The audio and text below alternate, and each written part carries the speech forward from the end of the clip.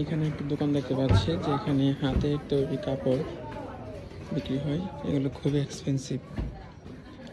এই যে একসময় আমাদের দেশে যে বাটিকের কিছু কাপড় ছিল, এরকম কাপড়গুলো খুবই পাতলা, 100% সুতি কাপড়, খুবই সুন্দর। এগুলোর প্রাইস অনেক বেশি যদিও। এটা হচ্ছে 198, এই পাশে এগুলো হচ্ছে 99 আরবি। কালারগুলো হচ্ছে ন্যাচারাল কালার, কোনো কেমিক্যাল নেই।